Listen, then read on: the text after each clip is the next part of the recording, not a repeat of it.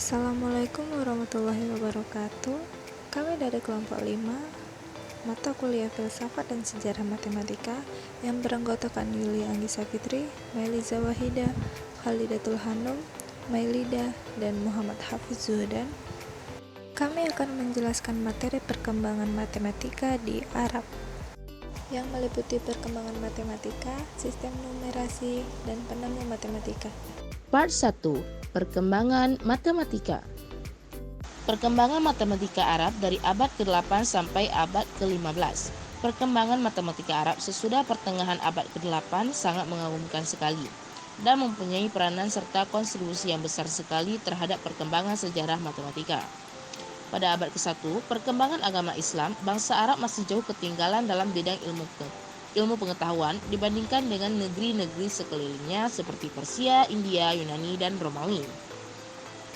Pada abad permulaan ini, nampaknya bangsa Arab masih sibuk dengan pertentangan dalam negeri sendiri dan sibuk mengembangkan Islam mulai dari Jazirah Arab sampai ke luar Arab.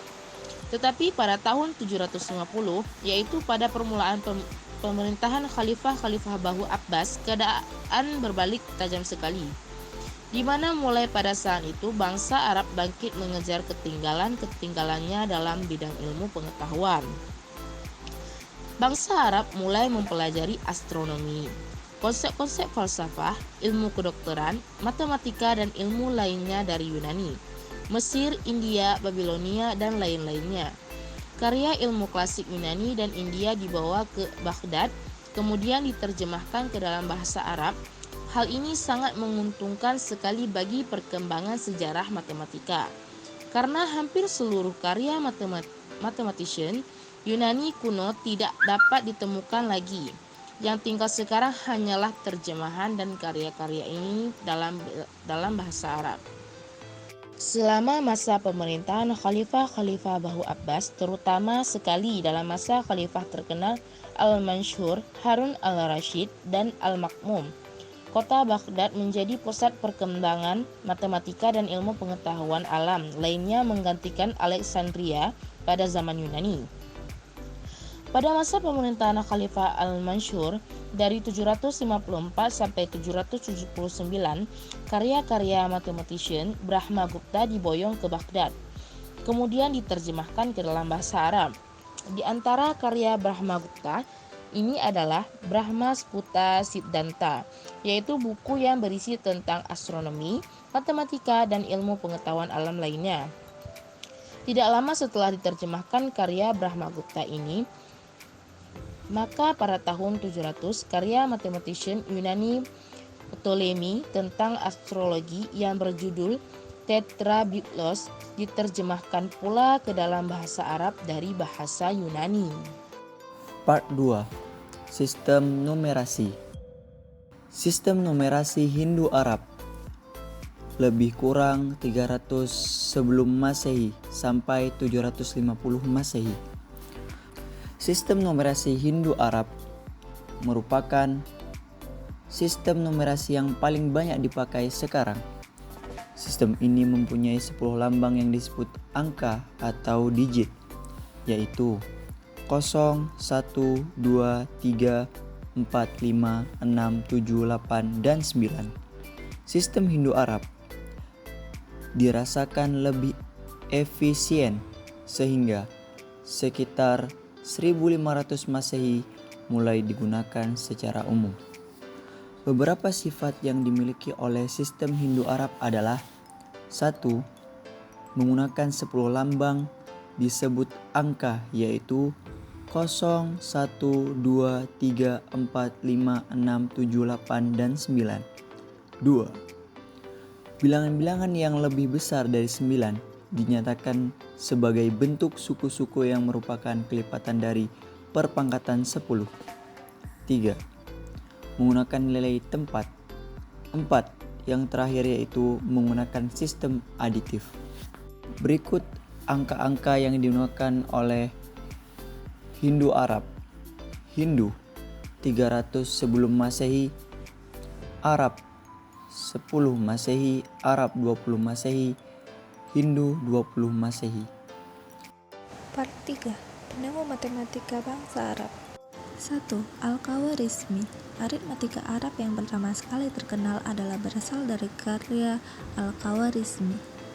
Aritmatika Al-Khawarizmi memperkenalkan sistem numerisasi Hindu dan juga memberikan penjelasan tentang hukum-hukum yang berlaku dalam algoritma Hindu dan proses komputasi yang dikenal dengan casting out lines, yang digunakan untuk memeriksa hasil-hasil komputasi aritmatika serta hukum-hukum falsification dan double falsification, di mana proses aljabar tertentu dapat diselesaikan secara nol aljabar.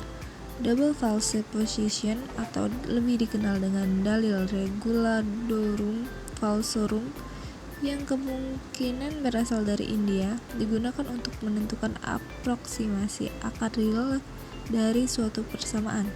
Metode ini dapat ditulis, misalkan X1 dan X2, dua bilangan yang mendekati nilai X dari akar persamaan fx sama dengan 0, maka perpotongan antara sumbu X dengan garis yang menghubungkan titik-titik X1, F, X1, dan X2, F, X2 adalah merupakan aproksimasi dari akar yang ingin dicari. Secara umum dapat dikatakan bahwa aljabar Al-Khawarizmi seluruhnya bukan berasal dari Yunani ataupun India. Ini terlihat dari karya Diopantus yang hanya mengenal satu penyelesaian saja dari suatu persamaan kuadrat, sedangkan Al-Khawarizmi mengenal dua penyelesaian. Begitu juga aljabar Al-Khawarizmi tidak seluruhnya berasal dari India, karena matematician Hindu tidak mengenal hukum-hukum aljabar seperti restorasi dan reduksi. Di samping itu, aljabar Al-Khawarizmi adalah elementer dan retorik. 2.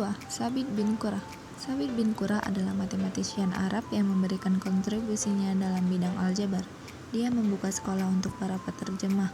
Terjemahan Sabit terhadap karya Apollonius, Archimedes, Euclid, Ptolemy, dan Theodorus adalah dianggap paling baik.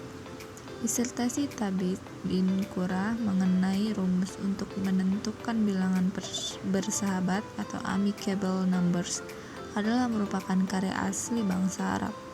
Sabit memberikan rumus untuk bilangan bersahabat seperti halnya Pappus, tapi juga memberikan generalisasi dari teorema Pythagoras yang berlaku untuk semua segitiga, baik lancip maupun tumpul. Apabila dari sudut A suatu segitiga ABC sembarang dibuat garis-garis yang memotong BC pada B dan C sedemikian sehingga sudut ABB dan sudut ACC sama dengan sudut A, maka AB2 tambah AC2 sama dengan BC atau BB tambah CC. 3. Abu Kamil Sujah. Matematisian Arab terkenal lainnya adalah Abu Kamil Sujah bin Aslam yang terkenal sebagai ahli hitung dari Mesir. Abu Kamil Sujah adalah seorang ahli aljabar. Dia menulis sebuah buku dengan judul Kitab fi Al-Jabr wal Mukhabalah yang merupakan komentar atas karya Al-Khawarizmi, kemudian memberikan tambahan penyelesaian dari problem-problem tersebut.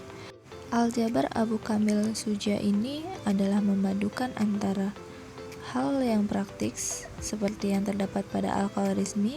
Abu Kamil Sujah menghindarkan penyelesaian negatif untuk kuadrat dari bilangan yang tidak diketahui atau X2.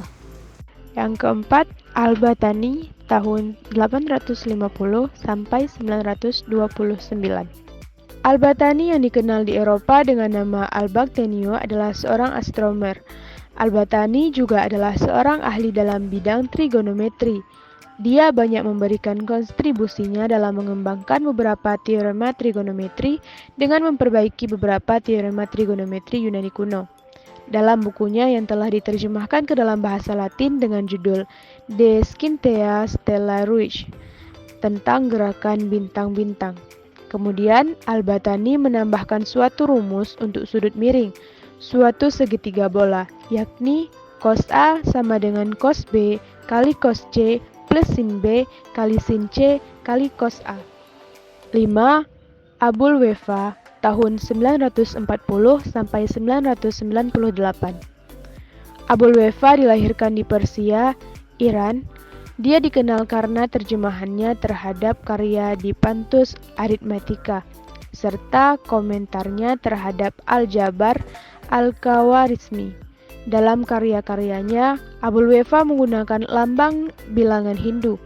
Pada zaman ini, fungsi tangens sudah dikenal dengan baik, yaitu A sama dengan B tangen A, yang sama dengan rumus trigonometri sekarang. Dalil sinus yang sudah dikenal oleh Ptolemy dan Brahmagupta dianggap berasal dari Abulweva. Dalil ini tidak menggunakan rumus segitiga bola. Abulweva membuat daftar sinus baru untuk sudut-sudut yang berinterval dengan menggunakan pecahan desimal 8 angka. 6. Al-Biruni, tahun 973 sampai 1048. Al-Biruni adalah matematisian Arab yang menulis suatu karya yang berjudul India. Dari buku inilah orang mengetahui bahwa Archimedes sudah familiar dengan rumus ini beserta Brahmagupta. Al-Biruni memberikan penyelesaian terhadap persamaan pangkat 3, X3 sama dengan 1 plus 3X, dengan menghasilkan aproksimasi X sama dengan 1, 52, 15, 17, 13, yang ekivalen dengan pecahan desimal yang akurat untuk 6 atau lebih. 7. Al-Kashi, tahun 1436. Dalam banyak karyanya yang ditulis dalam bahasa Arab dan Persia, Al-Kashi memberikan kontribusinya dalam bidang astronomi dan matematika. Yang sangat mengagumkan adalah keakuratan komputasinya, terutama sekali dalam menyelesaikan persamaan-persamaan metode Horner, yang kemungkinan diperolehnya dari Cina. Kemungkinan juga Al-Kashi memperoleh praktek penggunaan pecahan desimal dari Cina. Al-Kashi memberikan akar ke n suatu bilangan dengan 34, 59, 1, 7, 14, 54, 23, 3, 47, 37, 40. Al-Kashi mengaproksimasikan nilai yang sangat akurat dibandingkan dengan nilai aproksimasi matematisian sebelumnya.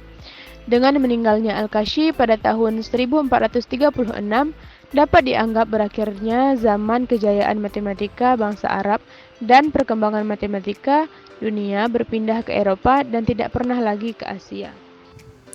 Angka matematika sama dengan angka Arab. Inilah nomor-nomor yang diciptakan oleh ilmuwan besar Islam Al-Khawarizmi yang menggunakan sistem sesuai banyaknya sudut. Adapun nomor-nomor yang digunakan oleh orang Arab sendiri sekarang dan yang di dalam Al-Quran adalah nomor India atau Hindi number, bukan nomor Arab atau Islam. Nomor-nomor ini terbukti ketika kita membuka program komputer Microsoft Word, kemudian membuka option, lalu ke Advanced Numeral, dan pilih di sana ada Arabic number dan Hindi number. Sekian penjelasan yang dapat kami jabarkan pada materi kali ini. Lebih dan kurangnya kami mohon maaf. Terima kasih sudah menonton. Assalamualaikum warahmatullahi wabarakatuh.